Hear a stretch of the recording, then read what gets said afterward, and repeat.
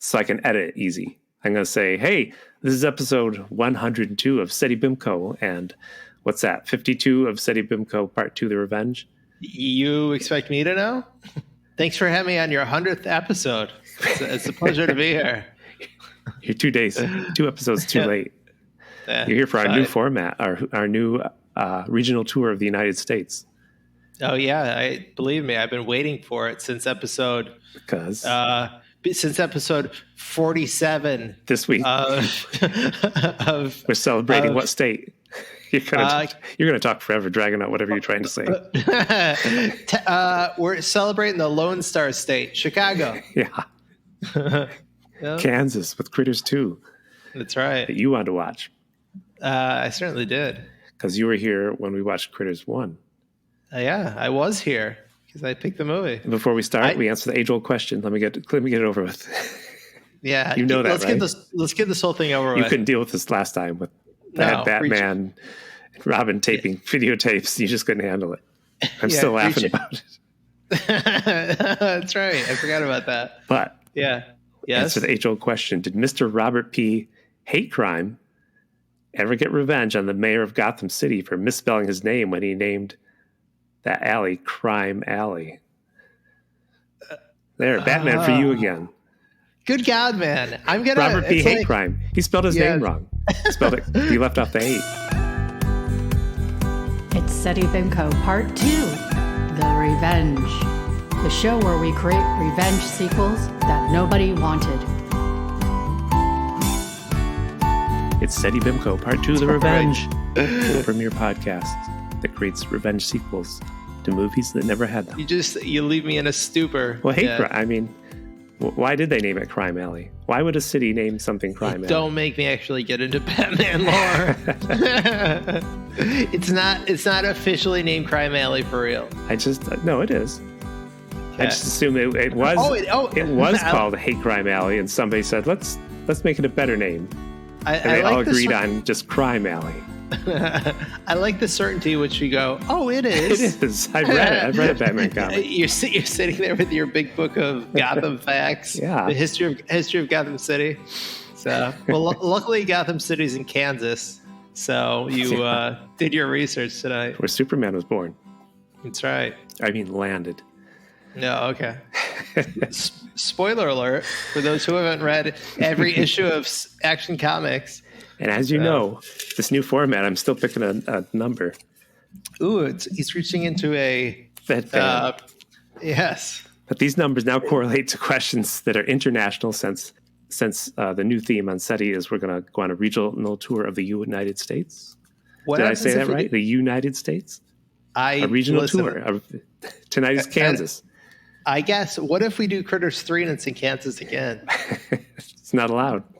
Okay. It's not allowed. We'll pretend it's filmed somewhere else. So this wild card question, it's about a character in this movie. At the end of this show, we're going to decide who from this movie is most likely to... hey, you're here. You're here again for my favorite band.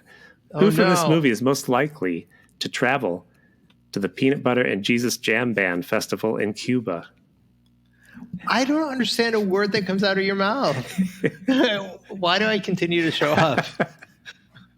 You have me do... Jesus. What don't you understand? You have me do... We're watching Critters 2. Who, at the end of this movie, when we talk about it, who from this movie is most likely to travel to the Peanut Butter and Jesus Jam Band Festival in Cuba? You see, this season of Seddy Bimco is a regional tour of the United States, so the wild card question will be international. Oh, okay. I get it. You see? Yes. I was going to say... Also, is Peanut Butter this this band? Is this even a real band? Yeah, you've never heard the Christian band? No. Peanut Butter and Jesus Jam Band? You had me do research on all this other stupid stuff. I didn't tell you to do any research. Oh my God, I wasted so much of my life. But then about Critters? No, every moment spent with a crite is a moment. I made you do no research. Okay. Anyway, listen. If you don't bring up even like for 2 seconds the stuff that you made me research for this episode, I had your research Kansas, right? Give me some Kansas facts. Okay. Do you know Kansas was the first place a piece of string was invented? I believe you. Yeah. Do you know that Mr. Zapruder was from Kansas? No, he's from Germany. Come on. Well, he Spell lived in his Kansas. Z. Pruder. No, it's German, and that's the shortened version of it. Well, I mean, listen. Only people from Germany have names that begin with Z. He moved to Kansas. Now you're making things up. No. Let's see. I was going to give a real fact. Well, go ahead. It's the sunflower state. Comes from the fields of sunflower that blossom there. These flowers are grown for seeds and oil. I can hear people changing their station. Desperately searching for a Bat and Spider episode. So, what? What's that show? Freddy and Spaghetti. Or is it Spaghetti and Freddy? So anyway. Oh, the research. I see what you're saying. We had a misunderstanding. Yes, we. Oh, wow! What a big surprise, master communicator. People out there are watching or listening to podcasts about this Natalie Grace story. Yes, I don't want to explain that. You didn't have to listen to that. I listened to the whole damn thing in 2.5 speed just to be done with it. I mentioned it to someone later in the night, and they're like, "Yep." Like they knew exactly what I was talking about. So apparently you are on the hot topics, and I'm off in left field. If you watched the HBO documentary, first of all, yes, it's sad. Yeah, it sounds it based on the podcast. But the father, he so loves being on TV. I mean, you just got to watch a clip of him. He's, I don't know, right out of drama school. Yeah, this is all I wanted to say. One part of the documentary, they take the family to a farm. With cows. Did you even name what the documentary was about? Now, I don't want to explain it all. Natalie Grace's family adopted a girl. Okay. She has physical problems with her. You know, she's a little person and has problems with her legs. She needed help. And they eventually are like, no, she's 22 years old. She's an adult pretending to be a child because they wanted to get rid of her. It's a whole thing. I can't explain it all. No, I was asking if you said the title of the documentary. Wait, what is it called? I have no idea. Let's do a podcast about it. I didn't listen to I didn't watch it. You go, don't watch the documentary. Listen, hit this link and listen to it. I didn't say that. Yeah, you said so. Listen to it in 3x. This family also had 3 boys between the age of 8 and 11. So, because they went to the farm. The whole point of this farm story is Natalie, the little girl, fell, and the mother's like, she tried to push me into the electric fence that keep the cows in the pasture. And you live in Rochester. You touch an electric fence every day, right? I do. The mother's like, she tried to push me in there and kill me. And the people that work the farm are like laughing because they're like, it's not going to kill you. It's just going to give you a little shock. Yeah. But they went to this farm because one of the sons, for his birthday, he wanted to milk a cow. You just say, I had to stop the documentary and turn to my wife and say, what? Did you ever know a kid who, for his birthday, wanted to milk a cow? I'm sorry. I don't mean to be mean to him. I'm sure he's listening. Okay. For your birthday, did you? I don't know. I don't know. No, I literally grew up next to cows. I wanted nothing to do with them. I'm dead serious. I know. I would see them. It might be fun to milk them. I usually went to a farm on a school trip, so. Oh. So yeah. I just don't. I don't believe them that their son had to go to a farm with an electric fence to milk a cow. You're obsessed with teats. So if you said you wanted to milk a cow, I wouldn't be surprised. George. Yeah, it's true. The only reason I bring this up is because it's like, hey, what a segue! Cows. What's in our movie tonight? Critters. Teats. What's the main factor of the movie tonight? The fact that you won't answer questions. It's why when you're on, I got 2 hours to edit down. Give me a synopsis. Yeah. Did you come prepared? I probably should have, but I didn't. I forgot. I tell you what. Okay, I'll make it up on the fly. No. Do you have one in front of you? You have one in front of you. Well, it's easy. It's just a sequel. Yeah. 2 years after the first Critters, they showed us in the first movie they left behind some eggs. And in this movie, the eggs hatch and wreak havoc on the town again. That's basically the plot. Yeah. Charlie has gone off with the bounty hunters and is living a life as a bounty hunter. And they get a notification. We should remind people who Charlie is. He used to be like the town drunk. Yes. And only a town drunk. But we did research. Wink, wink, wink. So, yeah. This movie basically confirms that I was correct in that Charlie is only a drunk. Really? Did you notice that? He did look better. Yeah. He looked better. The kid motions. Oh, look at you as you take a drink. Perfect timing. Of water. The kid motions that, he asked if Charlie had stopped doing this, and he made a drinking motion. People can't see at home, but you're doing that motion where it looks like you're shoving a big dick in your mouth. Just so people know. He asked Charlie if he had stopped doing it, and Charlie was like, no. So when the bounty hunters can look like anyone, anyway, yes. There's only one actor I want to mention, Lane Curtis. She plays the love interest, Megan. Oh, yeah? Her parents did the dubbed voices for Speed Racer. Oh, really? Back when it was brought to the United States in the 60s. I'm not joking, but literally the only one I saw the movie, the live action movie, but the only Speed Racer, oh my God. Cartoon. We're going to do an episode on live action Speed Racer. You just guaranteed it. Anyway, yeah, the cartoon. Who did they do the voices for? Is it like, who's the monkey? Chun Chim? They did many voices, it says. That's what I read. That's cool. Her parents. She seems a bit, I saw a behind the scenes, or because I have the disc. I have the box set of these movies. Spent money on these, and there's a special feature, and she was in it. And she seemed like quite the handful. Oh, okay. So quite the handful. We get our Brad back. Do you know that actor's name, Brad? Yeah, I don't know the actor's name, but I have them up here. His name is Scott Grimes. That's Brad. Okay. Terrence Mann as Ugg, the bounty hunter. No, you can't deliver the joke.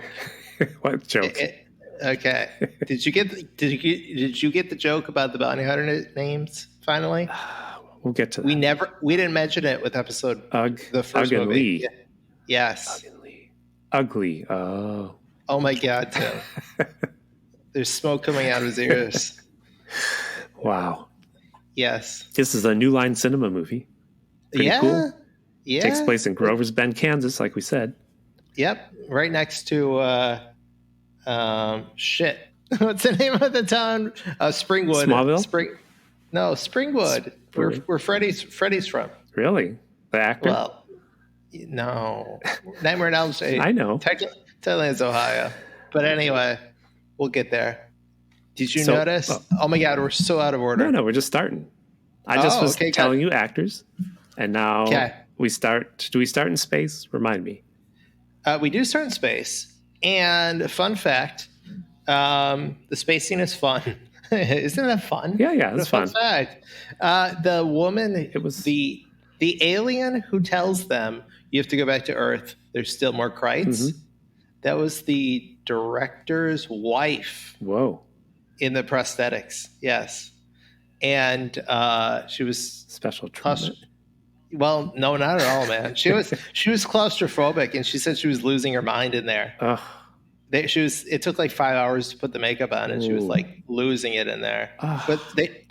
She like wanted to be in the movie as a small role, and when they showed her the way they shot her, she didn't have to be in the makeup. Just put the face and wear black clothes. It looked like a puppet.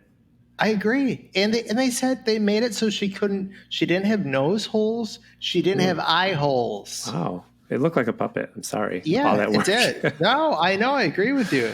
So anyway, still nice design. Mm-hmm. I like Charlie goes to throw a head of something into like a cryogenic chamber on the ship. Mm-hmm. All these nice like alien design things in the background. Yep. So it opened up like an episode of actually, what's that show? Boba Fett? What's that guy? Boba Fett. Yeah, that's what the opening was like. That is another show. What's the Mandalorian doing in here? Come on. This movie is amazing. Mandalorian. Yes. Mandalorian. Yes. Yeah, it did start that way. Where basically one of the bounty hunters is getting attacked by something and the other one blasts it. We get on the ship and the bumbling one takes his helmet off and it's freaking Charlie. Charlie from the last movie. Yeah. Town drunk. That's right. And that's all. When we talked about that episode, we said, what character do you most relate to? And Tim said, Charlie. Obviously Charlie. I did. Because he's a town drunk and nothing else. No, because he's Irish. Okay. So anyway, yeah, Charlie's now hanging with the aliens and he has to go back to Earth. Yep. And he says, uh-oh. He's like, you're not going to leave me there, are you? They're like, no. Doesn't he say that? Yeah, they speak in broken English. They say, oh, Charlie, quiet. Charlie, think. You wouldn't just leave me on Earth, would you? Yeah. Charlie, bounty hunter. That's how he talks. And they've got the rock musician dude back. Yep. Playing the main bounty hunter again. And apparently he was a musician and he was doing pretty well at the time. Yeah. So they were actually surprised he came back to do the movie. Name one hit. He's just a session player, but that's fine too. I mean, he's just a session player. Oh my God. He's probably the Wrecking Crew. See, you say Wrecking Crew, and I think Marvel Comics. Past that, I know nothing. You didn't see the documentary on them? No, I forgot. So I forgot about They're that. the people that you hire. Like, often they play on bands' albums if they just want to get a certain sound. They played on a lot of hits that They call them in. Name one hit that I know. That you know? Yeah. I don't think you know any hits. No, it was at the Girls Just Want to Have Fun. Nope. That's all you sing. No. I Want Candy. No. Not till you have your dinner. All right. So we got. Right, but then we go to. Is this next the old man with the teenager? Old man Quigley. Yep. This town has a thing for old people and teenage sidekicks. Because last time it was Charlie with Brad. We're like, why is Brad hanging out with the town drunk? And this time it's Quigley with like a teenage delinquent. Have you seen the movie Leprechaun? Have you seen the first Leprechaun movie? They follow suit with that exact thing. The guy who played Francis in Pee-wee's Big Adventure plays a simple man. Okay, a simple man. Yes, and who hangs out with the kid, and the kid is like the boss of that guy. It's kind of like the Looney Tunes skit where there's the big mob dude and the small mob dude. Same thing. So anyway, so it was like a trope of the time, apparently. Well, in this duo, neither one is the smart one. They're just what? We should mention, because this is important. We're talking about actors. Yeah. I was so confused. The sheriff actor, the guy who plays the sheriff in this, or the former sheriff, sorry. The former sheriff, Harv. Yes. He is played by a different actor. Oh, really? I didn't even think about it. I thought it was the same one. No. If you quizzed me, I would have been like, yeah. Yeah, no, he was a different actor. When they showed him, I didn't remember him at all. You know too much. Thank you, Tim. I take that as a compliment. So anyway, I'll let you continue. Yeah, it's been 2 years, and we don't explain why this teenager knows there are eggs in a barn that were left behind, and nobody's touched them, I guess. 2 years. Yeah. 2 years.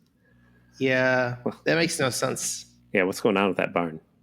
I completely missed the 2 years part. Yeah, 2 years. I mean, I don't know why. I mean, I did have to look up to see if the redheaded kid was the same actor, and it is. Yeah. He really did sprout up. Yeah, that's why they said 2 years. Yeah, and they couldn't get the actors to play his parents, obviously, because he's visiting town. He's visiting his Nana. Was she in the first movie? She was not. Okay, it's just magical Nana. Yeah. Yeah, no, they couldn't get, what's her name? Who played his mom? No. She was, they couldn't get them. And apparently they didn't even ask them. Oh.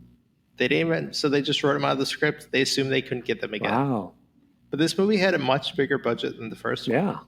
So, who knows? And so he's visiting his Nana. They just invent a character for him to come back and visit. Yes. Well, the Nana's a vegetarian. I was going to say an amazing character, but that too. So she's a vegetarian. It's very important. yes, yeah. No meat. Let's see. Where's my dialogue? We need fiber for a healthy BM. Now we don't want to get constipated, right? She's hanging out with like random children. Oh, it's a daycare. It's a daycare. Okay. That's the first thing you hear her say. So is she telling the kids that? Yes. Yes. Did you watch? Wow. Did you watch the movie? Yes. It's just I don't remember those exact words being told to the children. I made sure to rewind. She's got an agenda. Yeah, that wouldn't fly today. Yeah, I mean, her vegetarian agenda is crucial to the plot. I was talking about the firm BMs she's worried about. Well, that too. I'm going to come in and I'm going to measure each of those BMs. They better be firm. And we do have old men playing chess outside a shop. Yeah. I saw them. Just like real life. And I was like, please, let us do something with them, but nothing. No. They're playing chess. They were reading the Lockhorns. I have to mention that.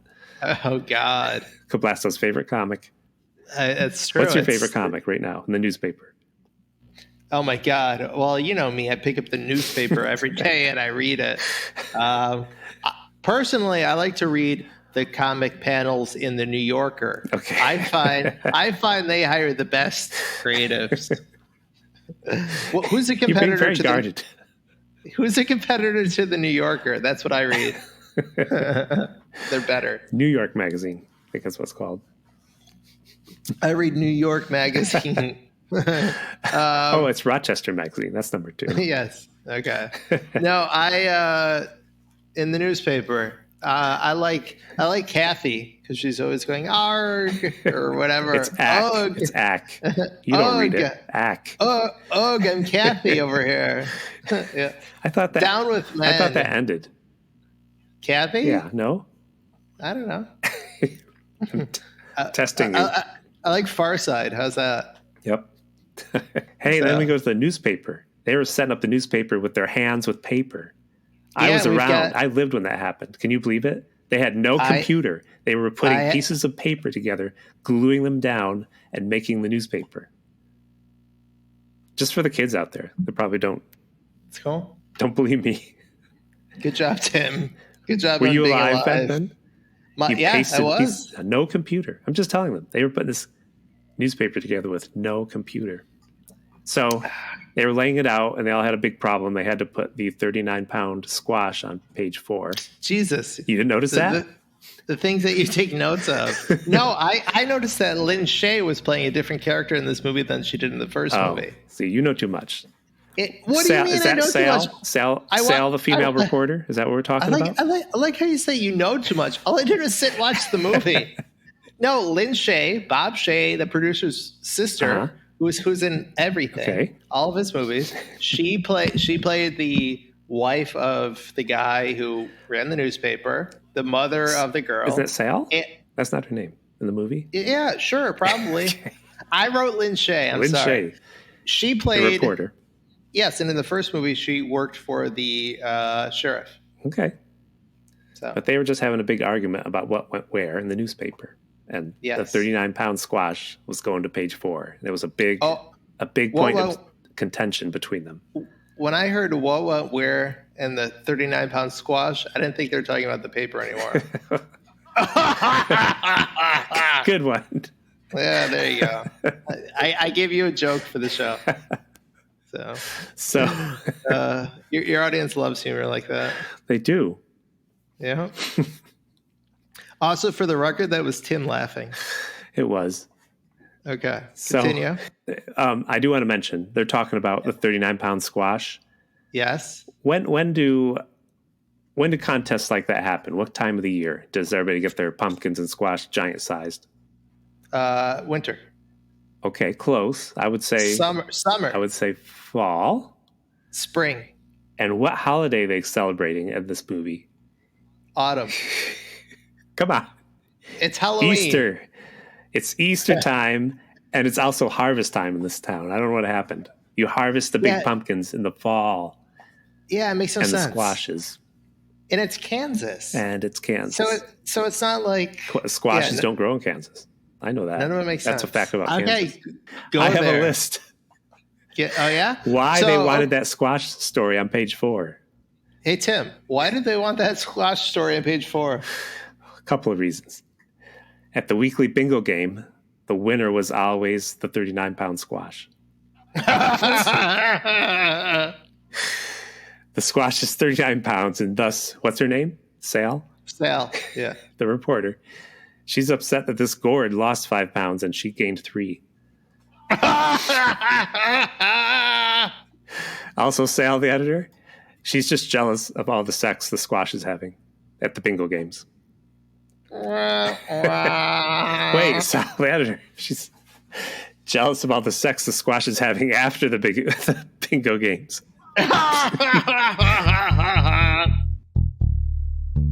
So Brad comes to town.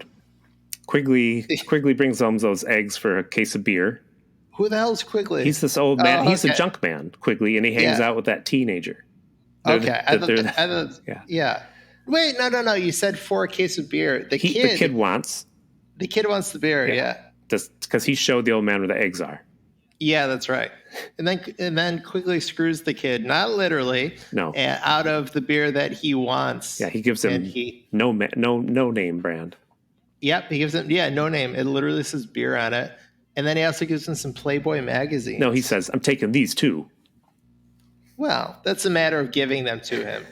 So someone stealing from you is just, giving without your permission. Because back then, kids, again, no internet. You needed a Playboy magazine if you, I wrote down, I thought we agreed on Maestro Brow beer. Yeah, he did say that. Is that a beer? I thought he said Meister Brow. Yeah, that's a real beer. I don't freaking know. So Quigley brings home these eggs. Yes. Because he's got a junk shop, and this girl Megan and Sal, they're the ones who are like, oh, it's Brad. He knows about critters. Mm-hmm. Oh my God, it's Brad. And everybody else is like, no, don't bring that up. Charlie never existed. Yes. Am I getting this right? Yeah. Brad Brown is back in town. This is Lynn Shay's character talking to a character that I didn't know who the hell he was. Turns out he's the sheriff. He's new sheriff. This was the disgraced sheriff, I thought. Oh, wait. Or is this the new sheriff that when we see the old sheriff, they run out to his trailer to get him? Yeah. Is that what we're up to? Why do they tell him that Brad's in town? Because he's like, the fact that he's in town is about as important or on the important chart. I put that right between a pineapple quiche and a pimple on my ass. Yes. I don't know why she's telling him. And she said, thought you want to talk to him about the critters. Yeah. He's like, it didn't happen. Yeah. That's not how he talks. But no, he's very southern. That's not how it happened. is none of that there stuff happened. Oh my God. Nobody has an accent in this town. Oh, wait. Was that your Marlon Brando? Yeah, it's my Marlon Brando. So, no. I played him once. Oh, my God. The sheriff basically said that he got ran out of town. They voted him out. And it just so happens that he ended up in this other town where the Nana lives. Yeah, in a trailer. Yeah, in a trailer. What a coincidence. What a coincidence. They voted him out. Anyway, Wesley is the junk man's sidekick. Yes. And when he drives away with Playboys, he one blows off into the road. That's an important plot point. It is. And he'll be really angry when he gets home and finds out that he lost one of those. Those were like gold back then. You could buy cigarettes with Playboy magazines. You could buy candy bars with Playboy magazines. It was like gold. This explains how they always ended up in like the middle of a forest. It does. So in situations such as this. So we go to the Hungry Heifer. That's a big thing in this town. Hungry Heifer, they serve polar ice burgers. I think it's a bad name for a burger myself.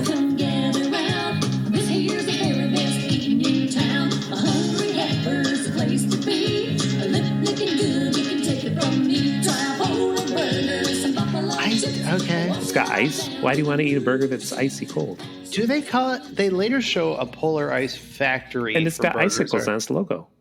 Yeah, but do you know how logos work? Yeah. Oh my God. It was blue. Ice logo. Icicles. They didn't call them polar ice burgers at this time. No. Ice polar burger. Okay, hold on. They blow up polar ice burgers. See? Sorry, spoiler alert. Okay. Yeah. But the guy that works at Hungry Heifer, he's from Greece. Yeah. Greece? He looks the same. He's like the nerd in Greece. Oh, the movie. Yeah. I thought you meant the musical? Oh my God, you're the worst. It's basically the same thing. No, I thought you meant the location, Greece. No, this is all about Kansas, Kevin. Come on. Oh my God. You can't fool me, Mr. Cablasto. Am I on drugs? I think you are. Let's say. No, he says, at the Hungry Heifer, he says, how about some buffalo chips or a moo shake? That's his voice. You did it. It is. I did. It's my natural speaking voice. And so he doesn't mention the freaking frozen burger thing that you bring in. There's a logo. It's called Polar Ice Burger. Okay. Come on. I'm going to post it on social media. They show it later. You're going to show on social media. You're going to post a nighttime scene. And the screenshot of you handing a big penis in your mouth. Motioning. What's the term I want? Kind of like a Jimmy Olsen with breasts. Yes. You're getting way ahead of me here. This is what happens. You've been going out of order. You're not explaining. Brad meets Megan. She works the newspaper, and she's a reporter. You got to set it up. What is she like? Kind of like a Jimmy Olsen with breasts. Yeah, after he finds out she's a reporter. And you know what my notes say? I'm going to play it right here. You're Megan Morgan? Huh? Does your dad still run the newspaper? I'm a reporter there. Really? Kind of like a Jimmy Olsen with breasts. So she does look at him, and there's like a stretch of silence, which, yeah. Let's talk about this guy working at the Hungry Heifer. The guy from Greece? Yes. Okay, we can. But because you don't talk enough. He looks like you. I have another list. Okay. Because Brad said to this girl, just because she's a reporter, you're like a Jimmy Olsen with breasts. Yes. So this is why Brad has no friends. Like, why would he come back to Kansas? He says things like this to his friends all the time. Because he said to his friend Eddie, who works as an airline attendant, he said, you're like a stewardess without breasts. And he said to his friend who works at the cemetery, you're like a guy who works at a cemetery who desecrates bodies. And he said to his last girlfriend, who was a mechanic, he said, you're like a mechanic with breasts. Oh my God. You just wanted to talk about desecrating bodies. That's it. That should have been third, right? Yes. Okay. I'll rearrange it. Okay. In the editing. Yeah, sure. Okay. You can steal my laughter from earlier. All the time. That's what I do. Insert it. Yeah, it's good. It's just loop. I have Cablasto laughter in my computer that I use in many episodes, even if you're not here. And when you're alone. And when I'm alone. That's right. And when you're not here. Okay. So I should say you're filling in for George. That's why you're here. Did I say that? No. Okay. So people just tuning in? That's what's happening. Editors know. People tuning in 6 hours into the recording. I'm filling in for George, who's on assignment this week. George Hamilton. Yeah. So Nana buys these eggs from the... Yes. And this is why we wish George was here, because she got them for $10, half of them. Is that what it was? What is it? Like he wanted $10 each, but she was like 20 for half of them. Yes. So I just wonder what... Currency. What's 20 worth today? Don't make me steal his bit again. You can't. You're not allowed to do that. I don't know numbers. Easter vacation. Megan asks Brad about space monsters. Wait. She says, where on earth did you get these eggs? And he says they're from Europe. Oh, yeah. Yeah. I figured you were going to tie that into your international... Oh, because... Seddy, this season we're going to visit all the states of the nation, and my wild card question is international. No, I meant because Europe is one of the states that we haven't visited in the United States. True. Yes, the international thing. So the red-headed kid now denies critters. Yeah. And that old lady gives one of the kids at the orphanage a chocolate bunny, and she says, "It's better than chocolate. It's carob." Yeah. And also gives her one of the Crite eggs. Yeah. Why is she giving out these strange eggs? Because they think they're just eggs to paint for Easter. So Quigley hates Easter. He said he thinks Easter sucks. Easter sucks. He doesn't like Easter because he's jealous of all the sex the 39-pound squash has after the Easter egg hunt. It's good. I thought you'd throw that in there. Listen. Help me out. So kids, they hide these eggs for the Easter egg hunt. Are we up to that? Well, no. Quigley gets it. Oh, that's right. So, the eggs hatch because... Yes, we start to see the eggs hatch for the first time. And I don't want to talk about the fact of who first gets I know. attacked. I was mad at you. You made me watch a movie where a dog dies. I'm sorry. And I was hoping I was led astray. What? That was not meant to be a pun. Yes, it was. You're just trying to do jokes. No. Anyway, I hated that. But I said, oh no, Critters get dogs. Mm-hmm. And then he climbed on his stool. And they eat his toes. Yeah, they eat through the legs and then they bite through his toes. So immediately this movie is more violent than the first movie. Yeah. In my opinion. And here's something funny. Oh, I'm listening. Well, it's in my notes that after this, we should say Brad, who's come back to Kansas. He went somewhere. I don't know where he went. Mm-hmm. He's older now, and he's actually a few times, I don't know if this is the first time, but he's like, oh, Charlie. I miss Charlie. This guy who was an alcoholic I hung out with. He's pining after Charlie. And he finds a picture in a case. And this picture is from the first movie, the scene where they are shooting a slingshot at his sister's ass. Yes, who took that photo? Who took that photo of them hiding in the bush? It's so bizarre. It's so bizarre. So and he's like, oh, Charlie, where is he? Oh, okay. Yeah, you jumped ahead a tiny bit, but there was a scene right before that where we see that young girl painting the Crite egg. Right. She's sitting with her family, and then she gets tired, so she goes to bed. And she starts coughing. She says, no blankets tonight because she's too hot. Yeah.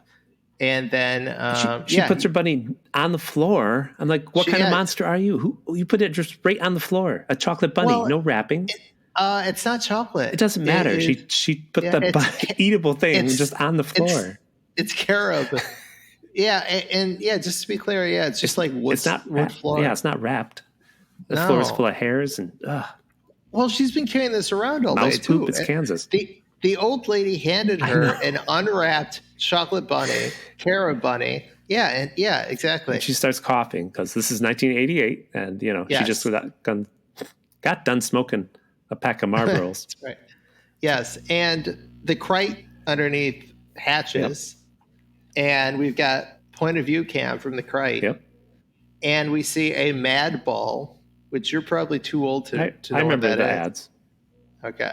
So, a very firmly placed in the 80s toy. Yes. Anyway, the father comes in because she's coughing and then steps on the Crite. Yep. And he lifts up his foot and there's like disgusting goo. And he thinks it's chocolate. He says something about... your candy. She's like, uh-oh, your candy. Yes. I'm sorry, honey. Your Easter candy's a real mess. So it's a joke. Anyway, yes. Like the first movie. It need to be punched up. It's very funny. Hire me to punch up some of these jokes. It's very funny. Then the next scene, we're at the church, and old ladies are decorating the eggs. So, and the sheriff, our current sheriff, is going to dress up as the Easter Bunny. That's and right. He hates it. Mm-hmm. Hates it. Yes. He protests too much. He's not a today furry. Today he'd be a furry. Yeah, exactly. He keeps saying, I'm not a furry. I know. Just because the only way I can get an erection is if I dress up like this bunny. Doesn't mean I'm a furry. The ladies are like, what is that? What's a furry? Just because the only way I can stick it in a 97-pound yam or whatever the hell it was. Oh, the 39-pound squash. Come there on. we go. Yeah, 39. Sorry. That's why it won. Show it some respect. Okay, so yeah, a kid is painting a crate egg, and he drops it, and then he's like, "Oh shit, I don't want to get caught," so he tosses it out the window. Do you think that's what he thought? Oh shit. Yes, Because that little child, the range of his acting, it wasn't very good. He just had one facial expression. Yeah, no, I think he thought, oh, what a conundrum I'm in this time. Oh, I better dispose of the evidence post haste. That's what I think he thought. Okay. Yes, that's what his face said to me. And so he threw the egg out the window, and basically mustard started squirting out of this egg. Yes. It was, yeah. And the Sheriff Easter Bunny can't get his pants zipped up. That's like a joke. He's like, uh-oh. Don't want the kids to see. He says something about Easter Bunny with his blank hanging out, giving those kids a real education. I'm not censoring this. I just could not understand him. You're not censoring it? I know. I mean, I basically am. What do you mean? But is that what he said? Yes. He was trying to get his zipper up, and he said, Easter Bunny with his hanging out. Give those kids a real education. Oh, he said, don't want those kids to see my peanut butter and Jesus jam hanging out. Is that what he said? Oh, good God. I don't want those kids to see my 39-pound squash hanging out. Yeah. I really should see the doctor about this. So anyway. All the critters jump in that open hole. No. Oh, my God. Well, okay. You're going to be like George. Yeah. Every detail of this critter attack. In honor of George, he starts sniffing and says, what the hell was in you? When he sees the empty thing. Yes, then two crate balls jump into his suit. And eat him from the inside. And he starts screaming. Yep. And the priest is telling a story about a guy in a long white garment. I don't know who that is. But then the Easter Bunny smashes through the window. It's a joke. Yep. Get it, people? It's a white bunny. Yeah, let's see. What is, let's see, white, and brown, and red all over? I don't know. The Easter Bunny. Jeez. because he's bleeding from his mouth, and he's all gnawed up. So Megan believes in critters now. Wasn't she there? They're all at church. No. Yes. Aren't they? I don't know. Yeah, Brad is at church because he winks at Megan, and Megan's father gives him this look like, don't be coming around here, right? Sure, whatever you say. Man, I watched this movie. Anyway, yes, you're correct. And then they try to recruit the sheriff, and he tells them they can kiss his ass. But then the spaceship lands, luckily, because they find the Playboy. You're good. You're good. They find the Playboy. Charlie sniffs it. He says it smells like Teen Boys. I wrote Charlie finds Playboy. Of course. Okay. It smells like Teen Boys. Oh no. That's what he said. What are you talking about? Oh my God. He liked the centerfold. He's checked it out. Yeah. Did you see who that is? 1988. He said, "This here is America's culture, but good articles." Did you see who the centerfold is? I know the centerfold was from behind the scenes. No. In the movie, her name was Miss Parsley Dijon. Oh, that's okay. That's good. You just keep your facts to yourself. Her name was Miss Parsley Dijon. We don't want facts getting in the way of. Okay. Yeah, I saw her. It was Miss Parsley Dijon. And Lee. Oh, we should say Lee, like in the first movie, he hasn't chosen a body yet. His face is blank. Yes, that came up earlier when they're in the ship. They said something about is to find the right body. Something with a soul or whatever. So he sees the centerfold, and we get another joke. You want to explain it? I know you do. Yes. He turns into her, and in excruciating detail, I will. Jeez, no. So the Ugg tells Lee to transform, and he starts looking at Charlie, and he says, "Don't look at me, Lee." And so Charlie holds up the Playboy, the centerfold, and then immediately, well, not immediately, but Lee starts convulsing, and breasts rip through the outfit as well as buttocks, and that the best bit of this is because he's looking at the centerfold. staple that's holding the centerfold. That's good. Even gets good one. appears. Good one, Critters Yep. 2. Yep. And Lee rips the giant staple out of its body. I refer to quantify these bounty hunters by gender. So let's see. So yes. Did I miss anything from that very important scene? The scene that is the only reason to watch this movie. So they go to see Mr. Quigley. They open the door, and a bloody body, like missing. Yeah. He's got no eyelid, and he's overall destroyed. Why did they eat him? Why did they, or why didn't they? They usually just devour you. Normally down to the bone. In his case, he was just too full of alcohol and cigarettes. I don't know. So anyway, so the critters start attacking them in their pickup truck, and they don't even roll up their window. Yeah. Anyway. Okay. Well, one of them bites a tire and inflates the critter. So we go from this violent scene of Quigley, like it's pretty violent. Yeah. And it's a PG-13 movie, by the way. Oh. And but then again, it's PG-13 of the time. Yeah, the nudity did not get flagged. Yeah. Nothing got PG-13, flagged. Yeah, and their boobs. The joke is boobs popping out of outfits. Yes, yes. Can I tell you a fact that's not a joke about that woman? Okay. So the woman who was the centerfold they wanted an actress and not a Playboy, right? Playmate.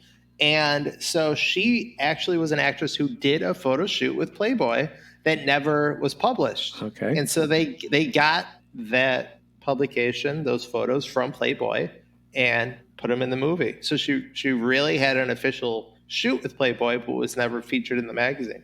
And that's the actress who played the bounty hunter with boobs. Okay.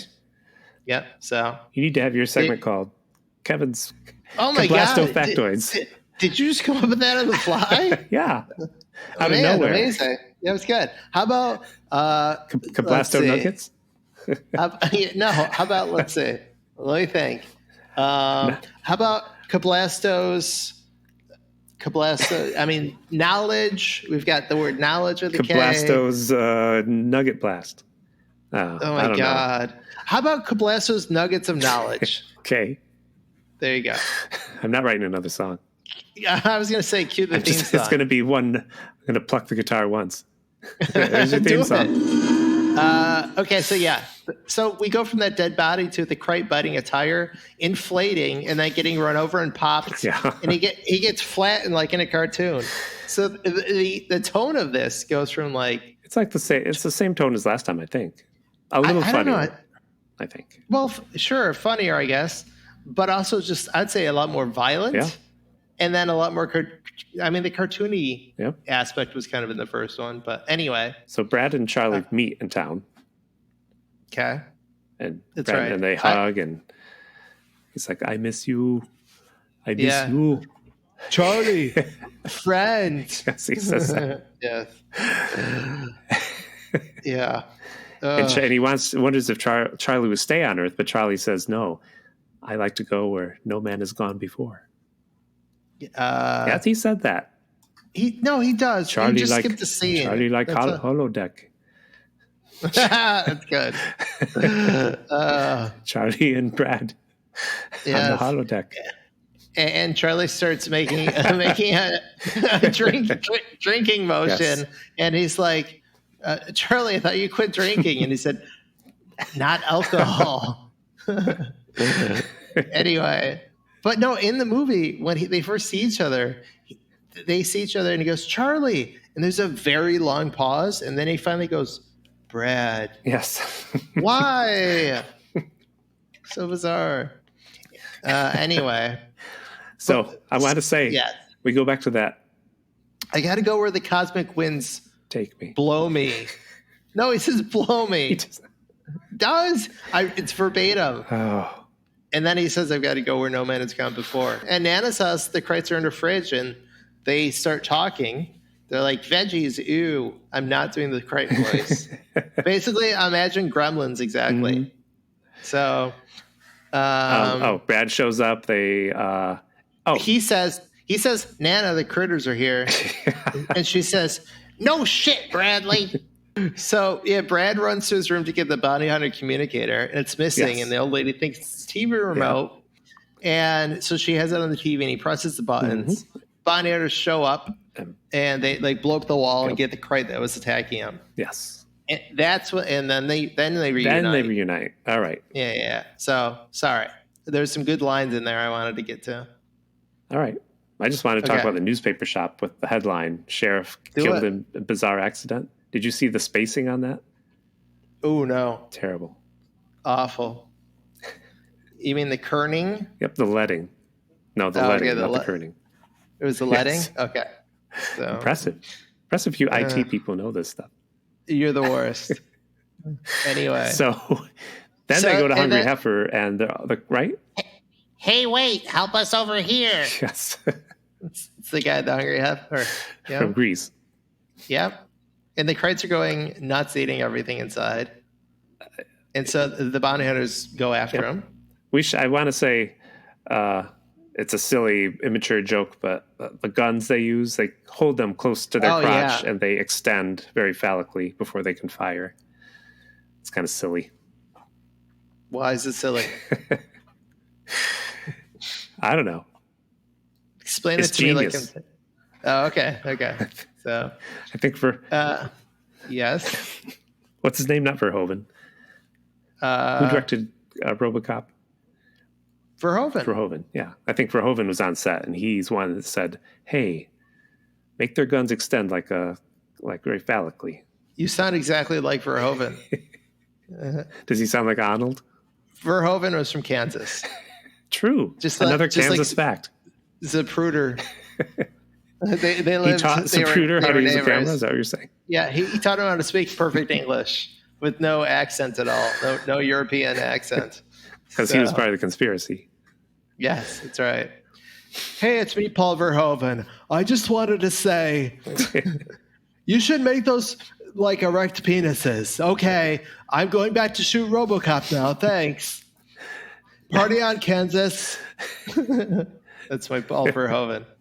Yeah. 1988, though. Sorry. Yes, RoboCop was 86, right? Yeah, or sure. 87. I'm in the editing bay at RoboCop. So I'm doing the director's cut. Okay. So thanks for stopping by, Paul. Yep. See you guys. Thanks.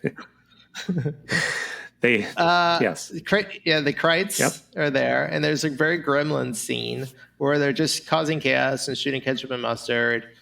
And when the penises come out from the bounty hunters and aim at them, one of them, they literally go like, "Uh-oh," and don't do anything other than just continue to sit there. Is this where one gets their hair shot off their head? Yes, and then looks in the mirror and says, "Bitchin'." Because in the first movie, they had one of them say something, I forget, shit. Yeah, but it was not in English. It was subtitled. Oh, okay. I don't remember that. Yeah, that was funnier. I mean, this is, fine, but I liked that cheap joke copy of the first one. Is that what you're saying? Nah. Oh. So we go from the hair getting blown off it to saying "bitchin' in the mirror" to one of them getting deep fried. Right. And it's very disturbing looking. It was so disturbing. I wonder if they didn't put one in the microwave because they worried about getting sued. They couldn't copyright that. They should have put it in the microwave just as an homage. No, they should have done Blender. Yeah. Like Gremlins, and then done microwave like Gremlins. Well, then they do the two. Maybe they get sued. I think one homage. And then someone should have turned to the camera and said, "Have you seen Gremlins?" Or "Gremlins, don't sue us." So anyway, but yeah, the one that gets deep fried, it's disturbing. Like, put it out of its misery. Please kill it. Please kill it. It looked like a baby gerbil. It was so disturbing. All the hair was gone. It was like burning. Oh, it's awful. So, and then a second later, one rolls to the door and bounces off, and it makes like a cartoon like spraying noise. Yes. So, anyway, a bunch of them though get out the door, and then they roll towards people and knock them down like bowling pins. Yes. And I don't know if on your copy, because I watched the Blu-ray, but you could see the wire going to the Crite when they were during that Oh, scene. really? Oh yeah. I It was couldn't. very. There's this scene and many after you can see the wires. So I had to Google whether or not Crites were real, and so then I have no notes for the rest of the movie. No? Yeah, I'm just Oh my kidding. God. I was going to say, we get through this. Yeah. So yeah, one of them gets zapped in the power line. I think it's kind of boring here because now everybody knows about them. They're just in town with their torches, and the bounty hunters are just sneaking around at night shooting Krites. Well, yeah, according to the director, this movie's a Western. Okay. It becomes a Western at this point. Because they have no contact with the outside world at this point. They ate the phone lines. Yeah. No cell phones back then, kids. Yeah. Not in Kansas. Listen, we didn't talk about Lee. Before it becomes night, something happens to Lee. Lee says, kill more Crite. Yes. Yes. Oh, sorry. Day turns to night. Yes, that's what I'm talking about. Yeah. And then, Because Lee, the model, she gets eaten by critters. We skipped. Okay. You got to skip. What did we skip? No. Tell me, what did we skip? There's two significant Lee scenes. One, Lee turns into the guy from Greece, the guy who works with the Hungry Heifer, which really serves no purpose. No. Because then, before we know it, Lee turns back into the Playboy model. Yeah. But before that, Lee was looking in a store window, and Charlie's like, "No, Lee, don't turn into that." Yeah. And then we see that it's a standee of Freddy Krueger, also New Line Cinema. I thought of you. I said, "There's Freddy." Yes. So and Kevin co-hosts a show called Freddy and Spaghetti. Yep, where we talk about the Nightmare on Elm Street film series and all things Freddy Krueger and spaghetti westerns. Typically, say it the other way And this around. movie's a western, and Freddy's in it. What do you know? It is. Freddy's got a cameo. It's true. So, but luckily, Charlie has held onto that Playboy magazine, and so he holds it up, and Lee changes back into that character. He's like, "Oh yeah." Then she gets eaten. Yes. Then Lee gets cornered in an alleyway. All that's left is her choking hand. Yes. He just devour her. That's when Ugg yells in despair, and his face turns. Yep. Blank. It kind of goes through all the people he's turned into previously, and then it goes blank. At this point, I write Brad has nothing to do in this movie. Brad. That's true. Well, no, that's not true because he says Brad's back at the church, and they go back to the church, and then Brad says the line, "What happened to Ugg?" Yeah. Okay. And so that's You're Brad saying? doing something. Yes. And now they're in the church, all hiding out. Yep. And Brad comes up with the plan. Yes. But before then, I just want to know if you noticed how odd this was. One of the police guarding the church, he hears something, so he goes out there. A little girl in a tricycle opens the door. My God. He's like, "Stay there. Weird. Don't come out here." Yeah. And like when he gets attacked and Brad comes out, suddenly she's in the yard. I mean, there's steps on the church. Yeah, I don't get it. And she looks odd. I think it was an adult, or was it a child? Did you notice how odd she looked pedaling away? All children look weird to me. Yes. So, yeah, it was bizarre. It was very. I thought, was that a joke?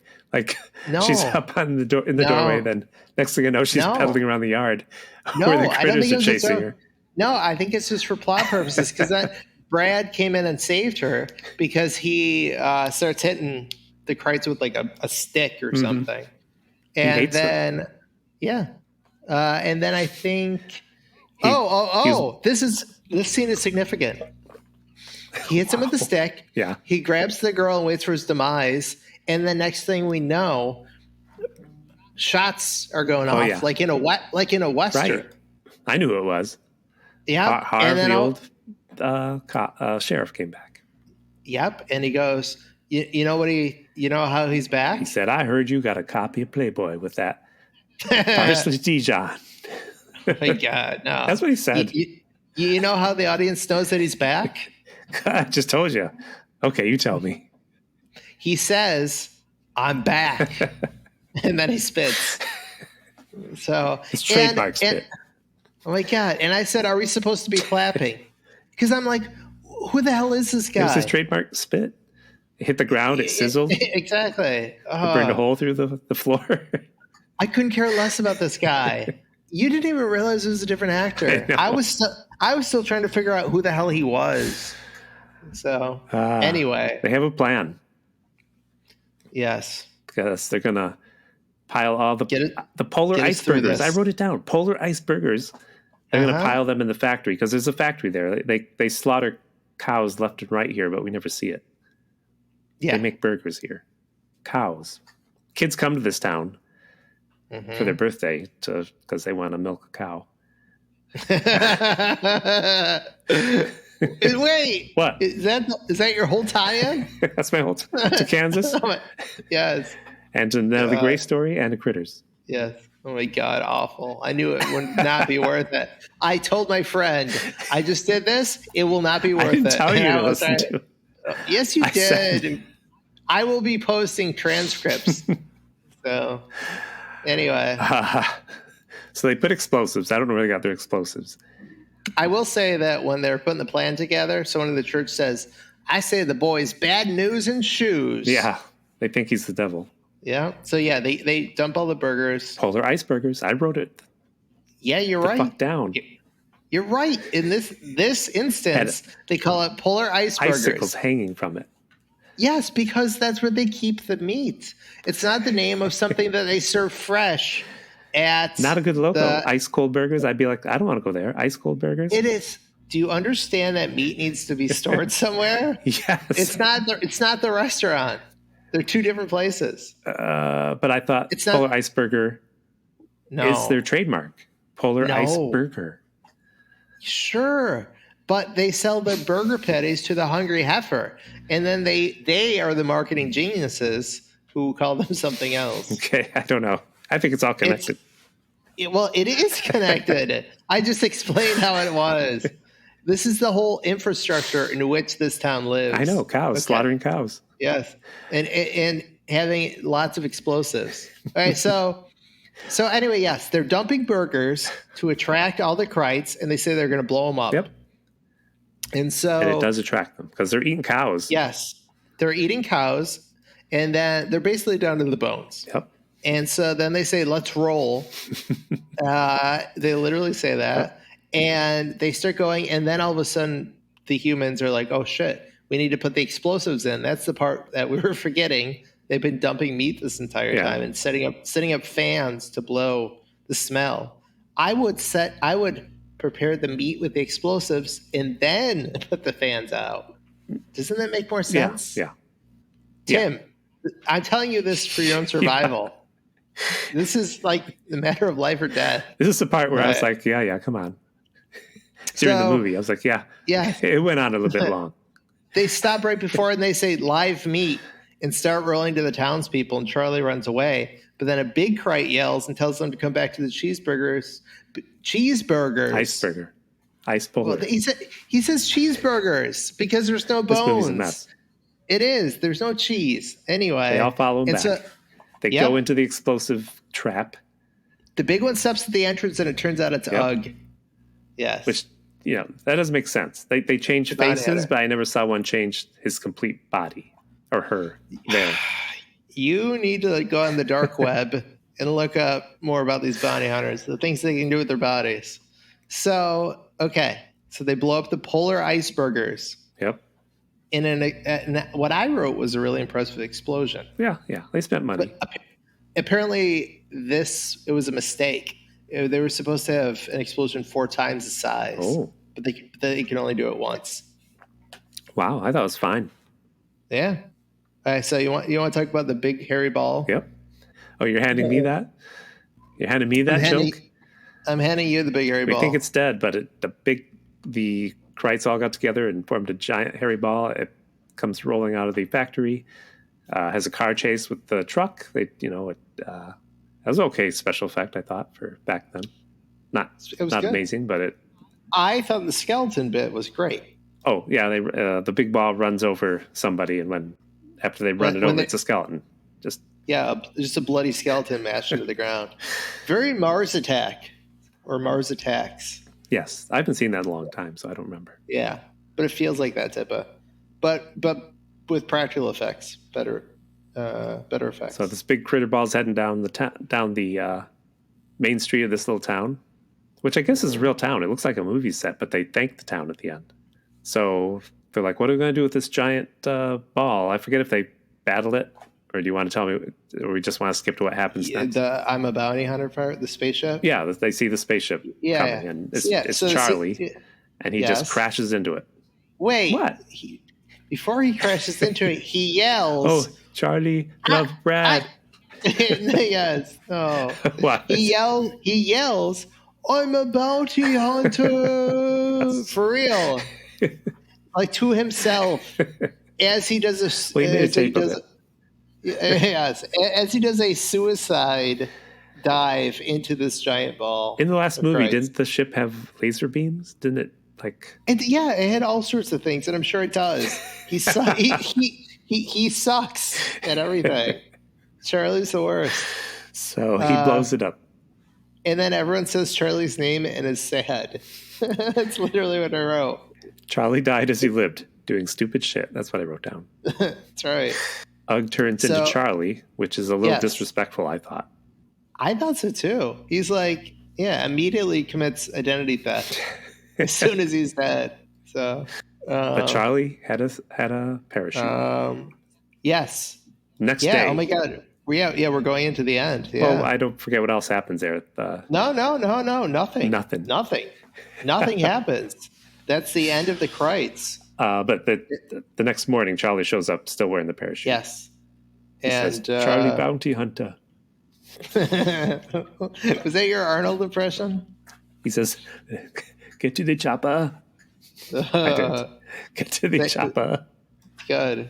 Well, it's over. Oh my God, Tim. Let me wrap this up for you. Wrap it up. So Brad and like the Fabulous Thunderbirds. Let's wrap it up. Come on. Oh my God. The sheriff and Brad are going back to where they live, and they go to get in the bus and said, come on, son, kiss your little gal. Yeah, let's haul ass. I don't know where they're going. Back home. Where's home? Harv? Is Harv going to move in with Brad? I guess he's going back to the town that he was like kicked out of, run out of as a disgrace, because they didn't believe that the critters were real. Anyway, regardless, then Charlie shows up with the parachute, and then there's an amazing scene where Charlie and Charlie's walking around Ugg, who they're both look like Charlie, yes. And you can see all the green screen edges start to come in, and I was like, why'd you bother? Yeah. So. And also, he's not making eye contact with the character. No. That's also fantastic. Anyway, alien spaceship arrives, takes Ugg away, leaves Charlie. And then the sheriff says, like, hey, Charlie, and throws him his badge, which... I know. he's not the sheriff of anything. No. She's not the sheriff of anything anymore. B, that's how it works. I mean, it's a Western. There you go. Western. Yeah. Anyway. And he also says, Brad, kiss that girl. Get back on this bus. Yeah. We're going to be roommates. He continues to get more explicit with what he should do to that girl. And it's just, credits roll. It's uncomfortable. Yep. And then the Hungry Heifer song does play during the credits. Yeah, right here. I got it. And I've already played it. 18 times. All through this episode. I mean, I heard it. So, wow. Anyway, we made it through. God. That was great. Wherever you are, wherever you're hiding, I'll find you. Revenge. One of us will die. We're like Lee and Ugg. That's revenge time. Okay. Ooh. Thank God. I marked it down. So who from this movie? We could do this together. You didn't understand last time you were here. But I get it this time. Who's most likely from this movie to travel to the Peanut Butter and Jesus Jam Band Festival in Cuba? The grandma. I'm done. I answered your question. You gotta give me some help. Yeah. Are you saying that the band is a spiritual band and a vegetarian band? I was going to say they play vegetarian. The grandma shows up and she says, "Peanut butter's great for your BS. You gotta have a firm stool." So Cuba put this on somehow. Yes. Who does what now? Somehow Cuba. Oh, put this on. Cuba. Yes. So Grandma went down there for the festival, even though we have no, we don't have an exchange program set up with Cuba right now, right? I don't. Right now, it doesn't matter. This is like 1988. Yeah. Grandma went there because she was old, because she, her husband died during the Bay of Pigs. He was one of the CIA agents, right? Kids doing history. She was from Kansas. Oh my God. And she went to Cuba to this festival, just to find the man responsible for ordering her husband's death during the Bay of Pigs. She said, Bay of Pigs. We can't have that meat rotting in our intestines. No. So that was a whole adventure. That's why she went. To Cuba. You going to finish it? Bring it home. But that's what you say. But when she took all those kids with her. Yes. No, that's no good. This isn't going anywhere. I don't know your fucking Peanut Butter and Jesus Jam band. You need to wrap it up. You know the band. You listen. Like, do they have a song that ties into? So when they came back to the United States, they hid her in their bass case. They left the bass behind. Mm-hmm. So when they flew out, she was hidden in the case for the bass. And everybody, they fly away. The credits are going up, and the people back in Cuba see, oh my God, the bass is still here. What did they put in the bass case? And they're like, I feel like I'm talking to Dr. Seuss right now. Yeah. They're just like, damn it. I'll bet you it's that Nana, vegetarian Nana. That's what they called her, vegetarian Nana, known for murdering one. I really hope you just play the Hungry Heifer song over this entire thing. Okay, let's try this with a different character. No, we're done. That's it. I brought it home. Oh my God. You did this good last time. But yeah, well. Wow. That was last time. How did we talk for 1 and 20 minutes? How? I don't know. How? I don't know. I don't know. You have a lot to cut out. Just cut everything out. Well, I got my revenge story. And you're going to tell us after this who you think should star in the sequel, if you want. Well, okay, in the sequel, okay. Leonardo DiCaprio should be in the sequel. That's a good idea. This is your dream cast. Okay, no, my dream cast would be Danny DeVito. Okay. As the Krite leader. Okay. And Paul Giamatti is the redheaded kid. Wait, there's a Krite leader? Yeah, there's got to be a Krite leader. I mean, there basically was in this. Listen, part 3, you got to go big. Okay. And when I say go big, I think DeVito. Would DeVito be like when he was the Penguin? He'll have a lot of prosthetics on him to look like a Krite? Yes, exactly. They actually only had the budget to reuse the prosthetics from Penguin. Yes, exactly. Well, actually, that movie hasn't come out yet. That's right. Anyway, regardless, yes, DeVito is the Krite leader. The movie's called Krite's Part 3. No, I'm trying to think people don't say for Kripe's sake, do they? No, they say for Krite's sake. Yeah. So this one is okay. Part 3 is called For Krite's Sake. Okay. No, part 3 is called Krite is Your Savior and Lord. Okay. And they just reenact scenes from the Bible. You just did it. All I said was to your dream cast when you made a whole movie. So here's my revenge story. Let's hear it. Oh, yes, anyway.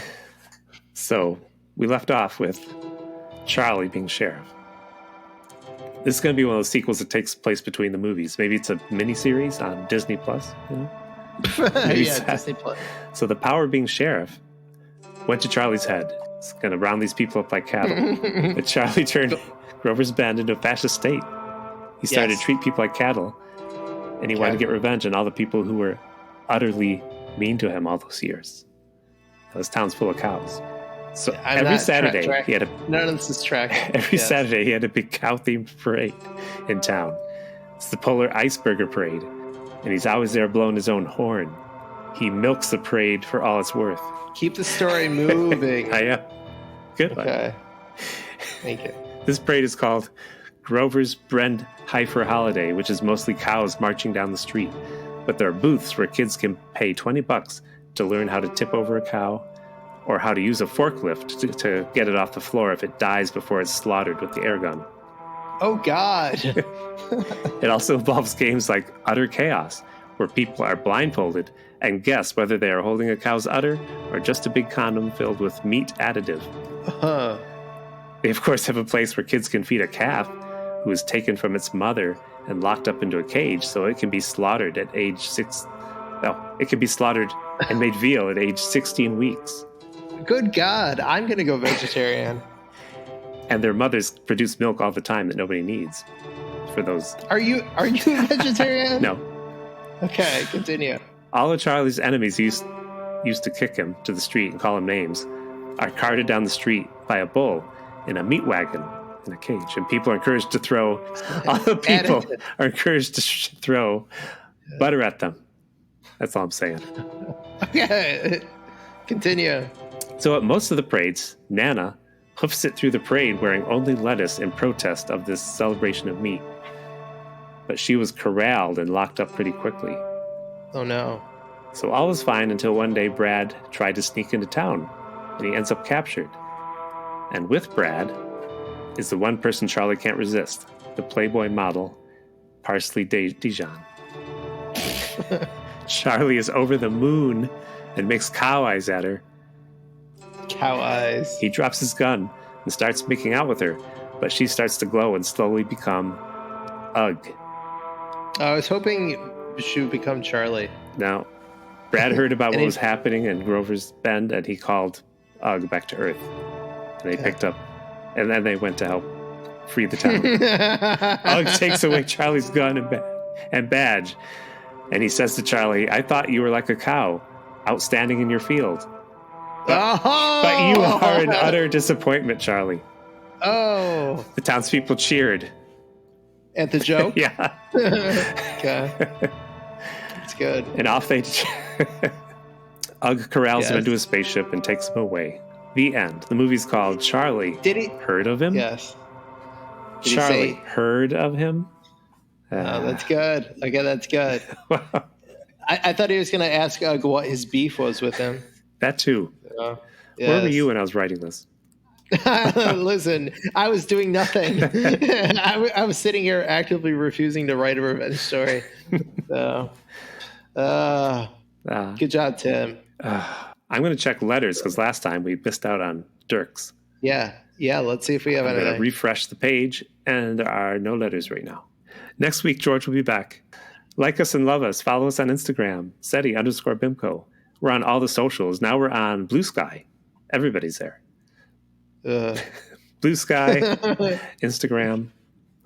What's that other one? I'm on all of them. Twitter. No, You're on I'm not Twitter, on there. right? You said the other one. You're on Facebook. Friendspace. What's it? Friendster? GeoCities? You have an Angel Fire website now. Wow. I had one. Did you have one? Who didn't? What was yours about, though? Why would you have one? Was it Star like Wars. IT facts? Yes, it was Star Wars? Did you really have a Star Wars? Sure. All right. Well, thanks for coming by again. Yeah, thanks for having me in the studio, Tim. When George comes back, Did he? I'm going to take us to North Carolina. Old Ben in the that's woods. Good. Okay, that's This good. movie is on Tubi. It's called Whiskey Mountain. I can't wait to listen to that. Did you listen to our 100th episode? Oh my God. Me and the whole family. We even got Nana. And we sat around the radio listening to it. It was a good time had by all. Have you seen that movie called Garbage Pail Kids? Yes, actually. Because we watched Garbage Pail Kids. Gotta go. Gotta go. Okay. Goodbye. Don't hang up. But I'm going to say goodbye. Tim, it was good stopping by and seeing you. Bye. But I got to get moving. Jesus. Bye. I will see See you again soon.